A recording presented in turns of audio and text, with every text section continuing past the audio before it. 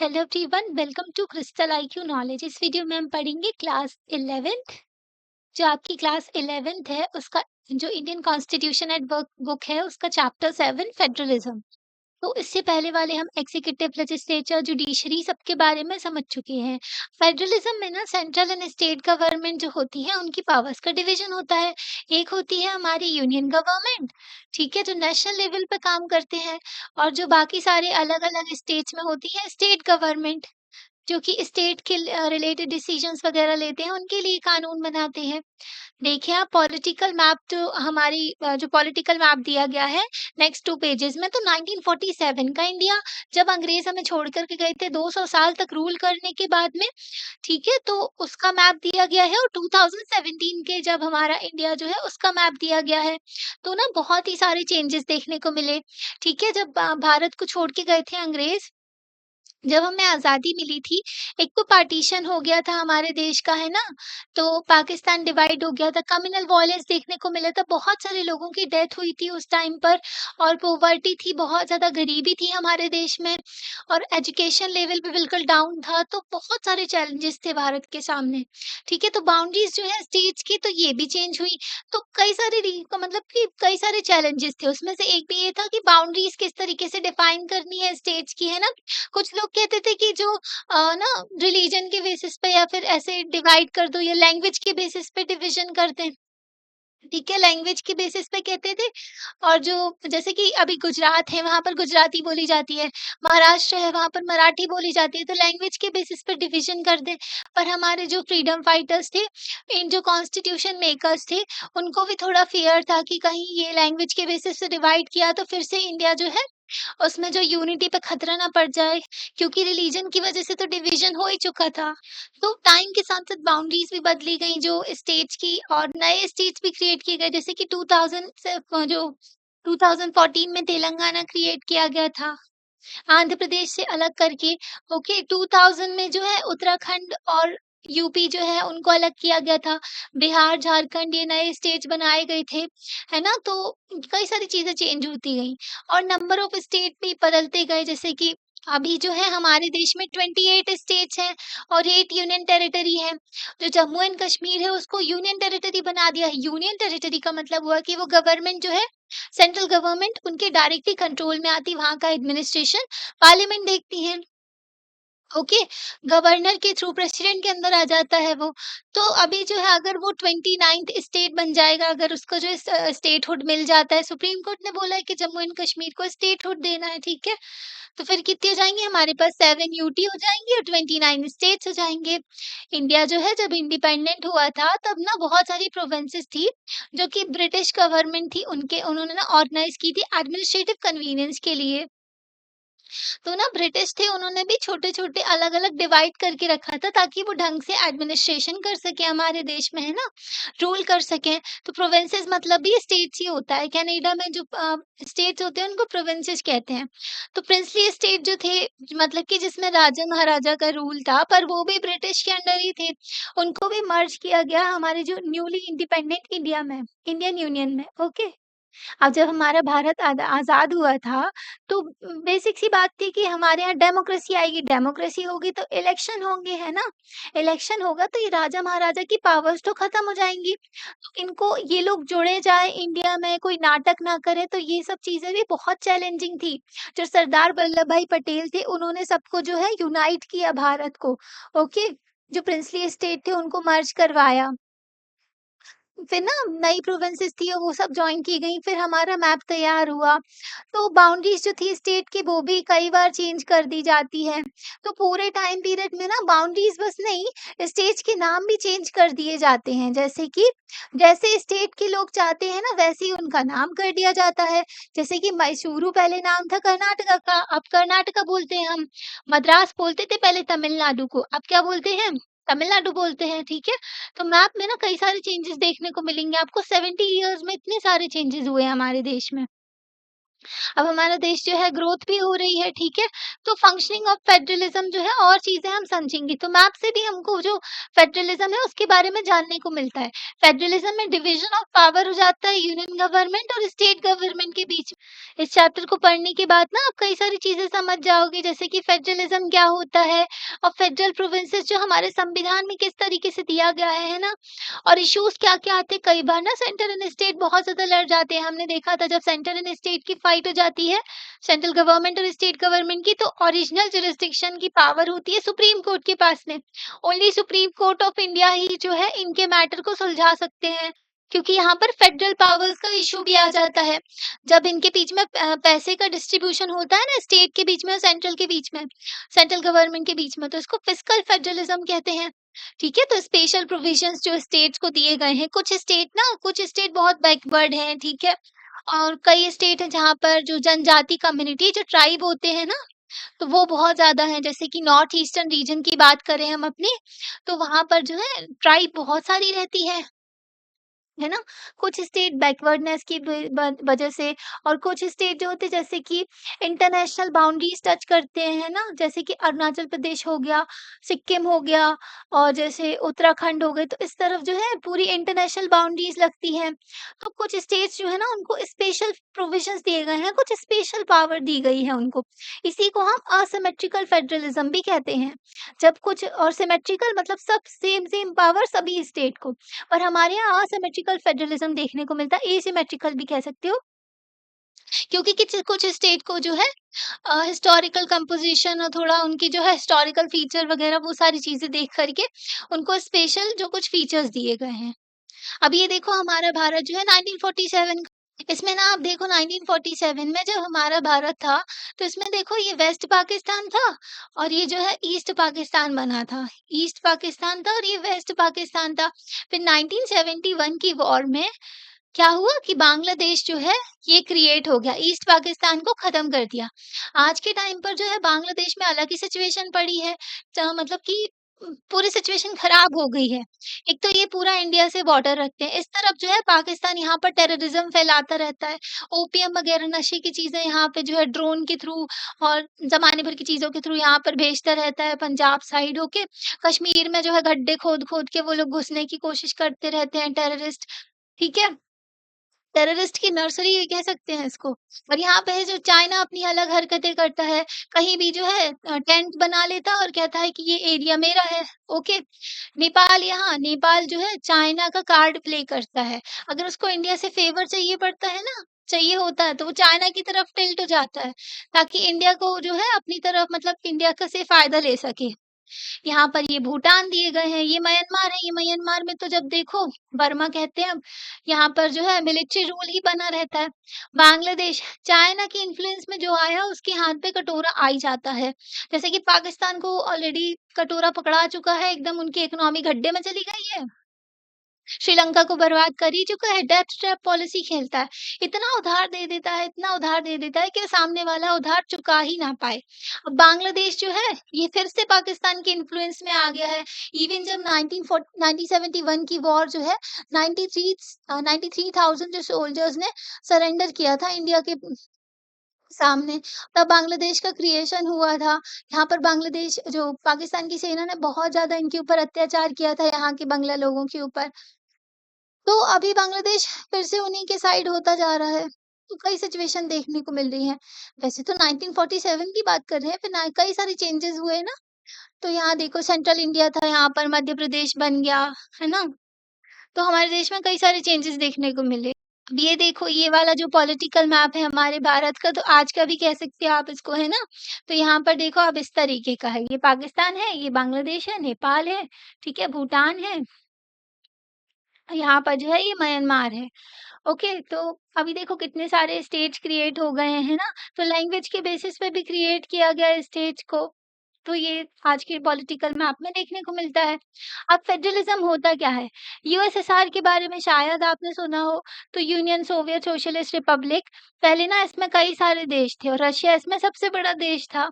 तो मतलब कि जब 1989 में ना यूएसएसआर का कोलैप्स हो गया, इसमें से कई सारे देश निकले, छोटे-छोटे देश बन गए, जैसे कि सेंट्रल एशियन कंट्रीज़ होती हैं ना, central Asian countries Kazakhstan, Kyrgyzstan, Uzbekistan ये सब भी इसी से निकली, है ना? यूक्रेन भी जो है रशिया से ही निकला था, रशिया का सॉरी जो यूएसएसआर से ही निकला था।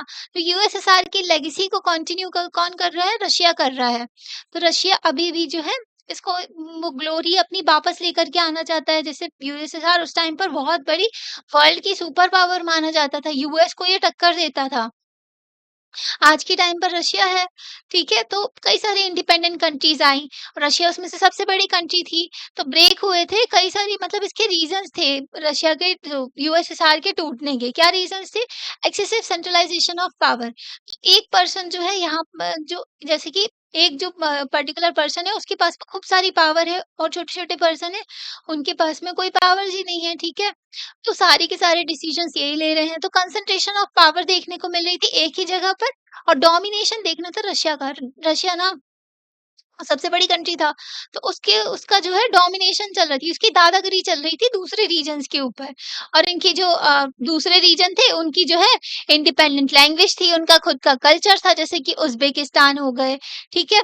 अगर दूसरी कंट्री का एग्ज़ाम्पल लें तो जैसे सेंट्रलाइज़ेशन ऑफ पावर्स की वजह से जो है टूट जाता है, ठीक है?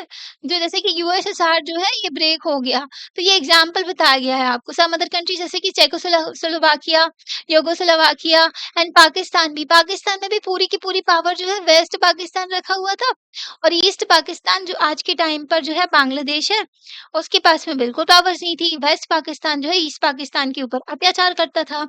फिर ये लोग परेशान हो गए थे। है ना? फिर बाद में ये बांग्लादेश क्रिएट हो गया, अभी हमने आपको बताया था। तो ये कंसंट्रेशन ऑफ पावर की वज़ह से डिवीज़न देखने को मिलता है देश में, ठीक है? जैसे कि ना श्रीलंका में भी जो संथाल नहीं, सिन्हालास कम्युनिटीज़ जो है, तो सिन्हाला कम्युनिटी सारी की सारी पावर अपने पास रखना चाहती है। तमिलियन कम्युनिटी को जो है, वो क्या करते हैं, परेशान करते हैं। तो उस वज़ह से जो है, वहाँ पर भी कई दिनों तक सिविल वॉर चली थी, कई सालों तक। जैसे कि कनाडा का एग्ज़ाम्पल लें हम, तो कनाडा जो है मतलब इसमें ना वेरी क्लोज है कि ब्रेकअप हो जाए इसका भी English speaking and French speaking region की वजह से। तो लैंग्वेज भी एक कारण बन जाती है टूटने का देश के। तो ये ना बहुत ही बड़ी अचीवमेंट है। जब भी हमारा भारत आज़ाद हुआ था ना, उस टाइम पर जो ये अंग्रेज़ छोड़कर गए थे, ये कहते थे कि इसके तो कई टुकड़े होंगे।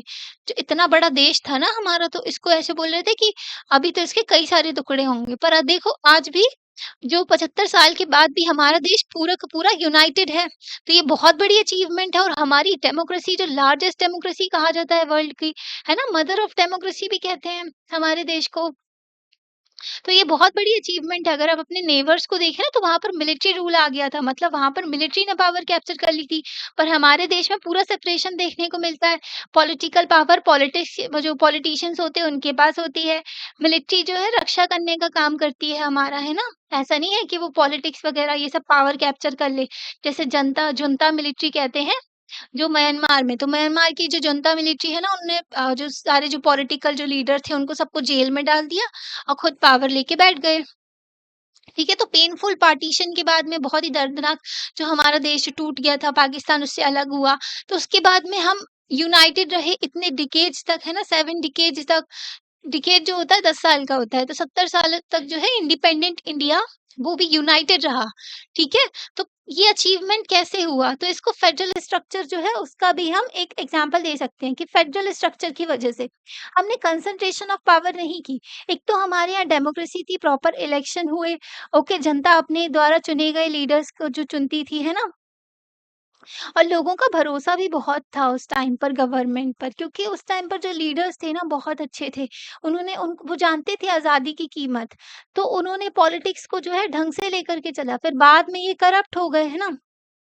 मतलब बाद में करप्ट लोग आने लगे पॉलिटिक्स में।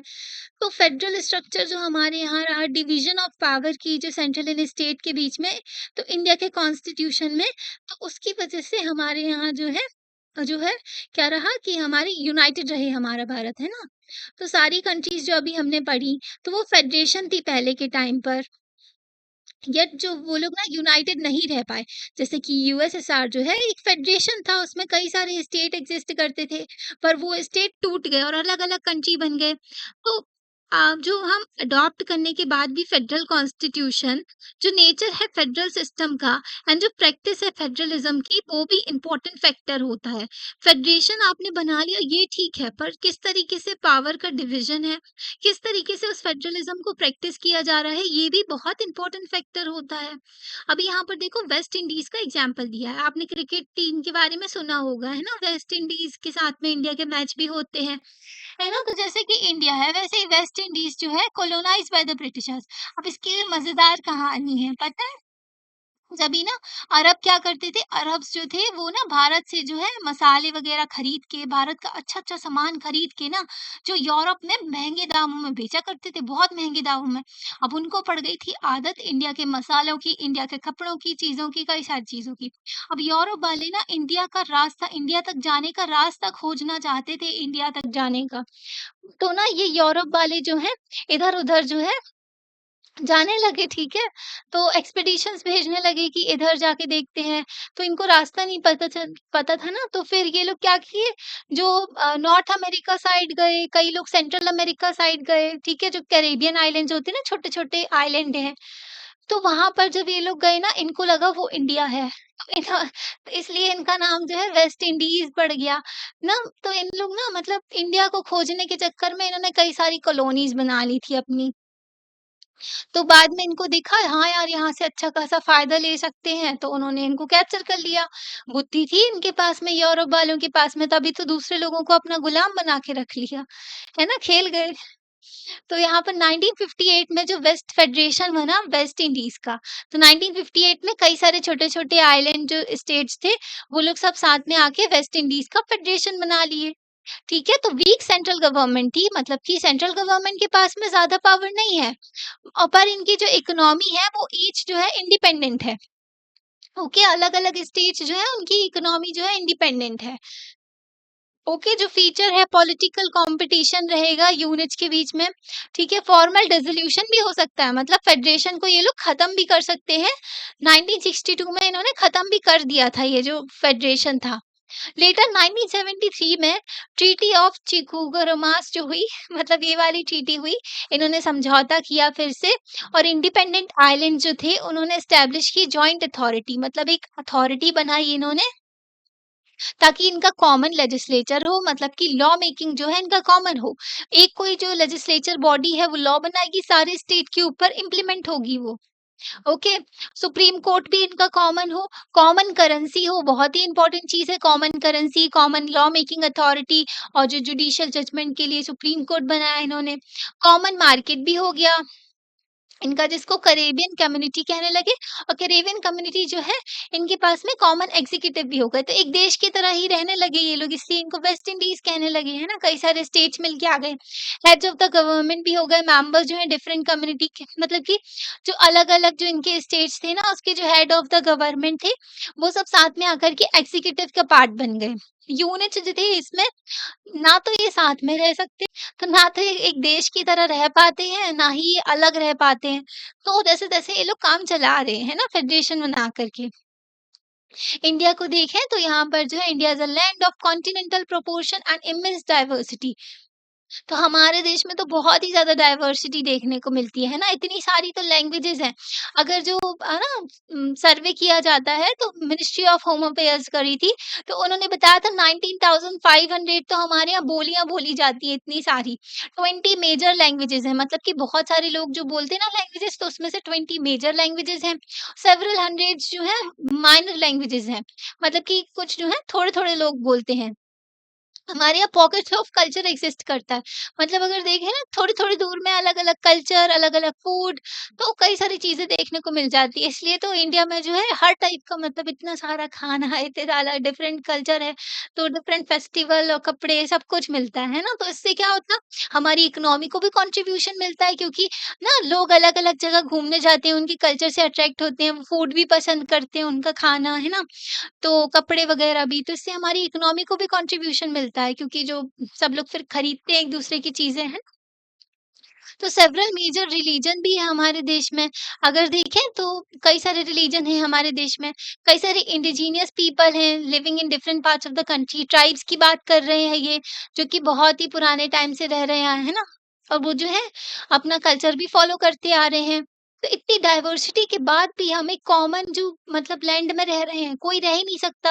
आप सोच रहे हो अलग-अलग लोग हैं, अलग-अलग रिलीजन के लोग हैं, आपस में लड़ने-भिड़ने लगे हैं ना, पर हमारा देश देखो इतने सालों से यूनाइटेड रहा और अच्छे से रह रहा है ना? तो हम पार्टिसिपेट करते हैं, कॉमन हिस्ट्री है हमारी, है ना? कॉमन हिस्ट्री तो है ही। ये जो है भारत बहुत ही बड़ा था, अशोका जो हमारे चंद्रगुप्त मौर्य थे, उनका जो इतना बड़ा साम्राज्य था, पूरा अफ़गानिस्तान से लेकर के वहाँ जो पाकिस्तान पूरा कवर करके जो नीचे तक।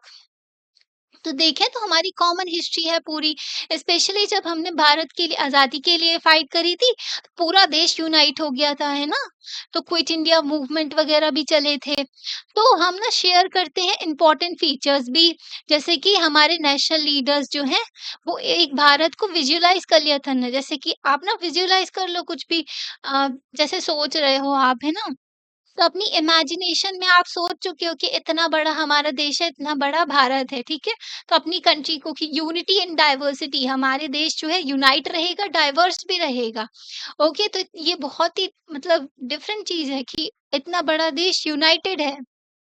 डाइवर्सिटी के साथ भी, नहीं तो दूसरे देश देखो वेस्टर्न कल्चर बहुत अपने आप को महान समझते हैं, ये यूरोप वाले, अमेरिका वाले, इनके यहाँ जो है एक ही रिलीजन एक्सिस्ट करता है, ज़्यादा कुछ है नहीं। ग्लोबलाइज़ेशन की वजह से जो है थोड़ा जो है डाइवर्सिटी आने लगी, वरना ये लोग तो टॉलरेट ही ना कर पाएँ, इतनी सारी इनके यहाँ लड़ाई झगड़े होने लगे। पर हमारा देश जो है यूनिटी विद डाइवर्सिटी है।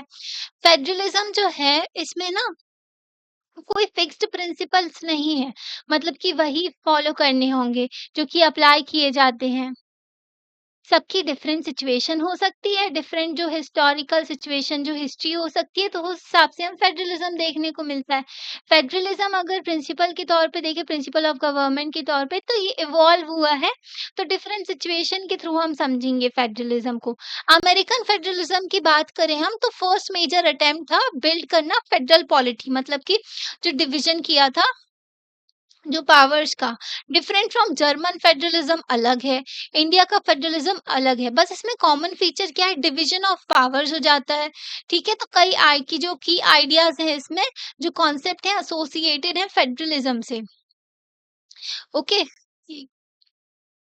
पहले ना फेडरलिज्म जो है एक इंस्टीट्यूशनल मैकेनिज्म देखने को मिलता है, ओके, जिसमें टू सेट्स ऑफ पॉलिटीज होती है। एक तो होते हैं रीजनल लेवल पे, जो लोकल लेवल हो गया ना उस पे, और एक होता है नेशनल लेवल पे, नेशनल गवर्नमेंट हो गई, और एक ये हो गई रीजनल गवर्नमेंट, और इसको स्टेट गवर्नमेंट भी कह सकते हो। ठीक है, जो गवर्नमेंट है उनकी ऑटोनॉमस होते हैं अपने अपने स्पेयर में, ये जो है पूरे देश के लिए कानून बनाएंगे, ये अपने लोकल एरिया के लिए बना देते हैं, है ना? तो फेडरल कंट्रीज जो है इसमें डुअल सिटीजनशिप का भी कॉन्सेप्ट होता है। यूएस में ना 2 सिटीजनशिप चलती है, पर हमारे यहाँ जो है इंडिया में सिर्फ एक सिंगल सिटीजनशिप है। जो कि हमें फ़ील भी करवाते हैं कि भारत का सिटीज़न है हम, है ना? इंडिया के सिटीज़न हैं। पर यूएस में देखें तो 2-2 सिटीज़नशिप चलती है। अब उनका फेडरेशन इस टाइप का है कि उनके यहाँ जो है 2 सिटीज़नशिप दी जाती है। यूएस में ना जो स्टेट्स हैं कभी भी अलग हो के अलग कंट्री बन सकते हैं, पर हमारे देश में ऐसा नहीं है। ठीक है? कोई भी स्टेट इंडिया से अलग नहीं हो सकता है। जो पीपल हैं, जो उनके पास में ना 2 आइडेंटिटीज़ होती हैं, तो मतलब कि मतलब एंड लॉयल्टीज़ भी 2 तरीके की होती हैं। एक तो रीजन के बेसिस पे और एक नेशन के बेसिस पे। यूएस में जैसे कि 2 सिटीज़नशिप हो गई, उनके पास में 2 आइडेंटिटीज़ हो गई। एक तो एज़ अ होल वो अमेरिका की सिटीज़नशिप है, और एक जो है उनका जो स्टेट की सिटीज़नशिप हो गई। फॉर एग्ज़ाम्पल गुजरातीज़ हो गए, है ना, झारखंडीज़ हो गए, तो वो इंडियंस भी कहलाते हैं। पर हमारे यहाँ ठीक है आप कह सकते हो, पर ऐसा कुछ नहीं है कि ये पर्टिकुलर आइडेंटिटी बहुत ज़्यादा मैटर करती है ना? हमारी बेसिक आइडेंटिटी क्या है? इंडियंस हैं हम। हम जो है हमारे देश में कोई पंजाबी हो, कोई गुजराती हो, कोई मराठी हो, ये उतना मैटर नहीं करता है, ठीक है? अगर बाहर हम दूसरे देश में मिलेंगे ना, तो हम किसी उसको पता है कैसे देखेंगे? उसको देखेंगे कि ये भी भारत का है, अरे वाह! मज़ा आ गया, है ना? तो इंडियंस जो है अपनी बेसिक जो है आइडेंटिटी है। ओके, तो ये रीजनल लेवल की आइडेंटिटीज होती हैं अपनी, है ना? ईच लेवल जो है देखने को मिलता है, इसमें पावर्स होती हैं, रिस्पॉन्सिबिलिटीज होती हैं और सेपरेट सिस्टम ऑफ गवर्नमेंट होता है, जैसे कि नेशनल गवर्नमेंट और स्टेट गवर्नमेंट हो गया। तो डिटेल्स दी गई है, डुअल सिस्टम ऑफ गवर्नमेंट जो है, इसमें ना रिटन कॉन्स्टिट्यूशन होता है, लिखा हुआ जो हमारा संविधान होता है, उसमें लिख दिया जाता है भाई स्टेट की पावर इतनी है, यूनियन की पावर इतनी है, ये इस सब्जेक्ट पे कानून बना सकते हैं, है ना? कंसीडर टू बी सुप्रीम, और इसको सुप्रीम माना जाता है रिटन कॉन्स्टिट्यूशन को। और इसी से दोनों जो गवर्नमेंट है ना, उनको पावर मिल रही है। इनके कुछ सब्जेक्ट दिए जाते हैं, केसेस पे ये लोग कानून बना सकते हैं, जैसे कि नेशनल सिक्योरिटी के सारे मैटर्स कौन देखेगा? नेशनल गवर्नमेंट देखेगी, तो ये इनका सब्जेक्ट हो गया। फॉरेन रिलेशन कौन देखेगा? दूसरे कंट्री के साथ में रिलेशन हमारे नेशनल गवर्नमेंट देखेंगे। अब स्टेट जो होगा, पर्टिकुलर स्टेट, उनके यहाँ अलग क्लाइमेट है, अलग उनके यहाँ सॉइल है, तो वो अपने एग्रीकल्चर से रिलेटेड कानून बना सकते हैं, है ना? तो अलग-अलग इनके सब्जेक्ट्स होते हैं, उस हिसाब से वो काम करते हैं। जैसे कि फॉर एग्जांपल भी दिया गया है, डिफेंस और करेंसी से रिलेटेड जो रिस्पॉन्सिबिलिटी है, यूनियन गवर्नमेंट और सेंट्रल गवर्नमेंट की होती है। रीजनल और लोकल लेवल जो मैटर्स होते हैं, रिस्पॉन्सिबिलिटी वो कौन-सी होती है? तो वो रीजनल और स्टेट गवर्नमेंट की होती है, लोकल लेवल से रिलेटेड, है ना? जो स्टेट के अंदर आ जाता है। तो लड़ाई झगड़ा ना हो सेंट्रल एंड स्टेट के जो बीच में, तो इंडिपेंडेंट जुडिशरी भी बनाई गई है। हमारे जो सुप्रीम कोर्ट ऑफ इंडिया है, वो सेटल करते हैं सेंट्रल गवर्नमेंट के बीच में या फिर स्टेट गवर्नमेंट के बीच में कोई भी डिस्प्यूट होता है। जुडिशरी के पास में पावर है कि इनके डिस्प्यूट्स को सॉल्व करे सेंट्रल एंड स्टेट गवर्नमेंट के लीगल मैटर्स में, और इनकी पावर को जो है, जो संविधान में लिखी गई है, उसको बताए, है ना? तो real politics, culture, ideology, history, ये सारी चीजें डिटरमाइन करती है फेडरलिज्म किस तरीके से चलेगा, है ना?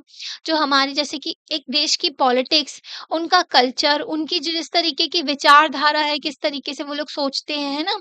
तो ये सारी चीज़ें जो है, हिस्ट्री उनकी कैसी रही है, तो ये सारी चीज़ें जो है अ, इसकी वजह से ही जो फेडरेशन किस तरीके से काम करेगा, वो चलता है। तो culture of trust, cooperation, mutual respect, restraint and helps, ये सारी चीज़ें जो है हेल्प करती है फेडरेशन को कि वो ढंग से काम कर सके। जैसे कि ट्रस्ट होना, ठीक है? सेंट्रल एंड स्टेट गवर्नमेंट को ट्रस्ट है कि उनके बीच में अगर लड़ाई झगड़ा होगा, तो जुडिशरी उसको सुलझा देगी, कॉन्स्टिट्यूशन सुप्रीम है, ठीक है? अगर जो है सेंट्रल गवर्नमेंट स्टेट की पावर को खींचेगी, तो स्टेट जो है जुडिशरी के पास चला जाएगा, तो ये क्या है? ट्रस्ट ही तो है। कोऑपरेशन, दोनों साथ में मिलके काम भी करते हैं। एजुकेशन जो है कॉन्करेंट लिस्ट में आता है हमारे देश में, जिसमें सेंट्रल गवर्नमेंट और स्टेट गवर्नमेंट दोनों कानून बना सकते हैं, है ना? तो इस पे कोऑपरेट करना, रिस्पेक्ट भी करना एक दूसरे की, उनके पावर्स की। ओके, तो इससे क्या होता है, हमारा फेडरेशन जो है ढंग से काम कर पाता है, और अपने-अपने एरिया में रिस्ट्रिक्ट होके भी रहना, है ना? इस तरीके से काम भी करना, दूसरे के एरिया में इंटरफेयर नहीं करना। तो पॉलिटिकल पार्टीज़ जो हैं, वो भी डिटरमाइन करती हैं कॉन्स्टिट्यूशन ढंग से काम करेगा कि नहीं, ठीक है? तो आप देखो ना, तो संविधान अच्छा या बुरा नहीं होता, जो उसको इम्प्लीमेंट करने वाले होते हैं ना, जो जो इंसान होते हैं, उनकी मंशा अच्छी होनी चाहिए, तो वो सब कुछ अच्छा ही करेंगे। ओके, तो वो मैटर करता है। कितना भी अच्छा संविधान बना लो, अगर इंसान खराब है ना, तो वो कुछ ना कुछ गड़बड़ कर ही देगा। तो कोई सिंगल जो यूनिट है या फिर स्टेट है, या फिर लैंग्वेज का जो लिंग्विस्टिक ग्रुप है, कोई पर्टिकुलर जो है लैंग्वेज बोलते हैं, या फिर कोई विचारधारा को वो बहुत ज़्यादा मानते हैं, जैसे कि गांधी जी की विचारधारा क्या थी? नॉन वायलेंस थी, है ना? वो बिल्कुल भी वॉयलेंस नहीं चाहते थे, है ना? तो ऐसे ही कई सारी विचारधारा होती है। कैपिटलिज़्म की होती है कि गवर्नमेंट को कम काम करना चाहिए, ठीक है? जो मार्केट है वही सब डिटरमाइन करेंगे, कॉम्पिटिशन चलना चाहिए, है ना? गवर्नमेंट को अपने दायरे में रह के कम काम करना चाहिए। तो कैपिटलिज़्म की ये होती है। कम्युनिज़्म जो होता है, तो उनकी विचारधारा अलग अलग होती है कि जो है गवर्नमेंट को ज़्यादा काम करना चाहिए, है ना? तो ये कई सारी आइडियोलॉजीज़ होती हैं, ये भी आपको समझाएँगे, ठीक है? आपके चैप्टर्स में आएगा तो। तो इस तरीके से ना डोमिनेट होता है इनका जो स्टेट होगा या फिर लिंग्विस्टिक ग्रुप होगा, आइडियोलॉजी, तो एंटायर फेडरलिज्म जो है, फेडरेशन जो है, तो इसकी वजह से जो है, अगर ये सारी चीजें डोमिनेट करने लगती है ना फेडरेशन में, तो इससे क्या होता है, नाराजगी हो जाती है लोगों के बीच में, और यूनिट्स जो है डोमिनेंट हो जाते हैं, तो वो शेयर नहीं करना चाहते पावर्स वगैरह, है ना? लैंग्वेज के बेसिस पे भी लोग लड़ने लगते हैं, आइडियोलॉजी अगर अलग अलग है तो उस पर भी लड़ने लगते हैं। तो इन सिचुएशन की वजह से जो क्या होता है कि डिमांड्स जो होती है सेसेशन की, तो वो लोग क्या अलगाव की जो अलग होने की डिमांड करने लगते हैं। है ना? और जब ये लड़ाई-झगड़ा हो जाता है ना कि लैंग्वेज के बेसिस पे उसकी लैंग्वेज अलग है, मेरी लैंग्वेज अलग है। कई स्टेट्स में होता भी है ऐसा कि जैसे कि आप दूसरे स्टेट के हो, जैसे मध्य प्रदेश के हो, महाराष्ट्र में जाओगे, तो वो लोग बोलेंगे तो ये तो हमारे स्टेट का नहीं है, अपने स्टेट में वापस जाओ। तो ऐसे नहीं करना चाहिए, ऐसा भी हो जाता है कभी-कभी, है ना? तो कुछ लोग होते हैं एंटी सोशल एलिमेंट कह सकते हो आप उनको जो अपने देश में फालतू में लड़ाई-झगड़ा करवाना चाहते हैं, है ना? तो जो परेशान हो जाते हैं ना जो लोग तो इसकी वजह से क्या होता है सिविल वॉर्स भी हो जाती है। हमने श्रीलंका का एग्ज़ाम्पल दिया था आपको, सिन्हालास कम्युनिटी है और तमिलियन कम्युनिटी है वहाँ पर, तो इनके बीच में भी लड़ाई हो जाती है। सिन्हालास जो हैं, ये सिन्हालीज़ लैंग्वेज बोलते हैं, तमिल जो है तमिलियन लैंग्वेज बोलते हैं। कई सारी कंट्रीज़ जो हैं उनके यहाँ जो है ऐसी सिचुएशन बनती है तो उनका तो देश भी टूट जाता है ना? तो यहाँ पर देखो न्यूज़पेपर की कटिंग दी गई है। तो पता क्या होता है गवर्नर का अपॉइंटमेंट कौन करते हैं? गवर्नर जो होते हैं जो नाम के हेड होते हैं जैसे कि प्रेसिडेंट होते हैं ना नेशनल लेवल पे नाम के हेड, वैसे ही सिर्फ़ गवर्नर भी नाम के लिए हेड होते हैं। किसके? स्टेट्स के। तो जैसे ही कोई गवर्नमेंट पावर में आती है, तो वो सारे स्टेट्स के गवर्नर चेंज कर देती हैं, ठीक है? कोई भी गव जैसे कि अभी इलेक्शन हुए, गवर्नमेंट आई पावर में, उन्होंने गवर्नर चेंज कर दिए। जो भी पॉलिटिकल जो मतलब कि जिस स्टेट में उनकी पार्टी की गवर्नमेंट नहीं है, तो उस स्टेट के वो गवर्नर चेंज कर देते हैं और गवर्नर के पास में कई सारी पावर्स होती हैं कि वो जो बिल पास करे जाते हैं ना कानून बनाने के लिए, उसको रोक देते हैं। तो ना लड़ाई-झगड़े होने लगते हैं, गवर्नर जो और सीएम के बीच। तो कई सारी चीज़ें देखने को मिलती है, तो यही कहा जाता है कि जो राज्यपाल हैं, जो गवर्नर हैं, उनकी जो अपॉइंटमेंट है ना, तो सीएम जो है जो गवर्नमेंट है उससे पूछ के उनकी सहमति से की जाए, ठीक है? तो गवर्नर और इनके बीच में लड़ाई-झगड़े चलते रहते हैं। ओके, अब फेडरलिज़्म जो है नाइजीरिया का एक एग्ज़ाम्पल दिया है।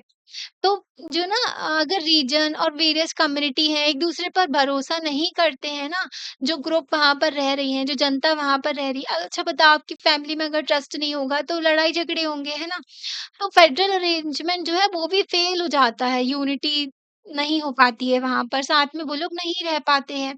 अगर ट्रस्ट ना हो जैसे कि नाइजीरिया में ना 1914 में नदर्न एंड सदर्न नाइजीरिया जो है सेपरेट हो गई थी ब्रिटिश कॉलोनीज़। ये ब्रिटिशर्स जो है ना ने कई जगह लड़ाई-झगड़े करवाए हैं। अगर आप वर्ल्ड में देख लोगे ना कहीं भी जहाँ पर लड़ाई-झगड़े हो रहे हैं, कुछ ना कुछ इनका हाथ होगा ही क्योंकि ये कॉलोनी बना कर के रखे थे ना। कॉलोनी क्या हो गया वहाँ पर जो है उनके हर चीज़ पर डोमिनेशन किया, वहाँ पे जो है खूब अपने फ़ायदे के लिए सारी रिसोर्सेज़ वग़ैरह सब कुछ एक्सट्रैक्ट किया। तो इबादान जो है कॉन्स्टिट्यूशनल कॉन्फ्रेंस हुई 1950 में नाइजीरियन लीडर्स जो थे उन्होंने डिसाइड किया कि वो एक फेडरल कॉन्स्टिट्यूशन बनाएँगे, ठीक है? तो फेडरल कॉन्स्टिट्यूशन बनाएँगे, 3 मेजर एथनिक ग्रुप्स थे मतलब वहाँ पर 3 कम्युनिटी जो है डोमिनेट करती थी नाइजीरिया में, योरूबा, इग्बो एंड हाउसा फुलानी, ठीक है? तो ये लोग जो है कंट्रोल करते थे west and east and north को, ठीक है? तो इन तीनों का कंट्रोल था, ये लोग अपने-अपने एरिया को कंट्रोल किए हुए थे। इनका थर्ड अटेम्प्ट था कि ये जो इन्फ्लुएंस करना चाहते थे दूसरे रीजन को, जिसकी वजह से क्या हो रहा था, डर फैल गया था, लड़ाई-झगड़े होने मतलब कि अपनी डोमिनेंस चाहते थे ना। अब बताओ 3 लोग आपस में लड़ रहे हैं, तो वो तो चाहेगा कि एक चाहेगा कि मैं पावरफुल हो जाऊँ, बाकी दोनों भी चाहेंगे कि मैं पावरफुल हो जाऊँ, तो दूसरे को दबाने की कोशिश करने लगते हैं। इसकी वजह से क्या हुआ मिलिट्री रिजीम हो गई मतलब कि मिलिट्री ने कब्जा कर लिया पावर पे। 1960 में संविधान आया इनका, देख रहे हो 10 साल लग गए, है ना? मतलब 1914 से ये कॉलोनी वगैरह का नाटक चलता रहा, 1950 में इन्होंने थोड़ा बहुत सोचा, फिर इसके बाद में 1960 हो गया इनका कॉन्स्टिट्यूशन आने में। तो both federal and regional government बनाई, इन्होंने कंट्रोल किया रीजनल पुलिस को। तो अब इनके यहाँ क्या बन गई नेशनल गवर्नमेंट और जो स्टेट गवर्नमेंट बन गई, ठीक है? तो मिलिट्री जो सुपरवाइज्ड कॉन्स्टिट्यूशन था ऑफ 1971 तो कोई भी स्टेट था उसको अलाउ नहीं था कि उसकी कोई भी सिविल पुलिस हो। तो मिलिट्री का कब्ज़ा हो गया था ना, तो मिलिट्री के अकॉर्डिंगली जो उन्होंने संविधान उनके हिसाब से चल रहा था, तो 1979 में उन्होंने क्या किया, किसी भी स्टेट की कोई भी सिविल पुलिस नहीं होगी। अगर पुलिस होगी तो फिर वही है ना कि ये लोग जो है बगावत वग़ैरह ना कर दें, है ना? तो डेमोक्रेसी जो है डेमोक्रेसी मतलब देखो 1999 लग गए, इतने साल के बाद इनके यहाँ डेमोक्रेसी आई। 1950 में ये लोग जो हैं इन्होंने फेडरल कॉन्स्टिट्यूशन बनाना सोचा, 1960 में आया। मिलिट्री का जो कंट्रोल हो गया, अफ्रीका में ना कई सारी कंट्रीज़ हैं, वहाँ पर जो है सेल्फ इंटरेस्ट के बेसिस पे लोग क्या करते हैं, मतलब इतना इतना इतना लालची हो जाते हैं कि वो एक बार पावर में आ गए तो गद्दी छोड़ते ही नहीं है। आखिर में फिर मिलिट्री रूल हो जाता है और डेमोक्रेसी जो है फिर रोने लगती है, डेमोक्रेसी बचती ही नहीं है। तो 1999 में कई सारे रिलीजियस डिफरेंसेस थे यहाँ पर, ठीक है? डेमोक्रेसी आ गई पर इनके यहाँ जो है रिलीजियस डिफरेंसेस थे, तो इस फिर से कॉन्फ्लिक्ट हो गया, है ना? फिर क्या हुआ? तो कॉन्फ्लिक्ट किस वजह से हुआ कि कौन जो है रेवेन्यू जो मतलब इनके यहाँ क्या होता, जो अफ्रीका में ना कई सारे तेल के भंडार हैं, तो तेल जो निकलता है, ऑयल रिसोर्सेज़ ज़मीन से निकालते हैं ना, तो किसके पास में कंट्रोल रहेगा? पैसे का, रेवेन्यू का, है ना? तो ये जो है अभी भी प्रॉब्लम चली आ रही है नाइजीरियन फेडरेशन में, पैसे की वजह से कि ऑयल रिसोर्सेज़ हैं। तो लोकल एथनिक कम्युनिटी जो है सेंट्रलाइज्ड कंट्रोल को मना करती है कि जो सेंट्रल गवर्नमेंट कंट्रोल करके रखी ना सब कुछ, एक ही जगह से सब कुछ कंट्रोल हो रहा है, तो उसको वो मना करती हैं, जो लोकल लोग हैं ना वो। तो नाइजीरिया जो है एग्ज़ाम्पल है कि यहाँ पर religious, ethnic and economic differences बहुत देखने को मिल रहे हैं। इकोनॉमिक कि वो ऑयल रिसोर्सेज़ के लिए लड़ रहे हैं, वहाँ पर मिलिट्री का कंट्रोल हो रहा है, ठीक है? कम्युनिटीज़ एक-दूसरे पे भरोसा नहीं कर रही हैं, रिलीजन के बेसिस पे भी लड़ाई-झगड़े हो रहे हैं। है ना? फेडरलिज़्म जो है इंडियन कॉन्स्टिट्यूशन का, तो ये बहुत ही इम्पोर्टेंट है आपके लिए क्योंकि ये अपने देश की बात कर रहे हैं।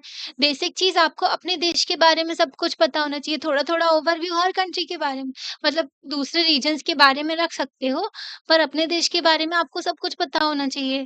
तो यहाँ से ना हम सेकंड पार्ट में पढ़ेंगे, तो आप जो है सेकंड पार्ट देखना, ओके? तो आपको लेक्चर कैसा लगा आप लाइक करके बता सकते हो, चैनल को सब्सक्राइब भी कर सकते हो और अपने फ्रेंड्स के साथ में शेयर भी कर सकते हो। Thank you.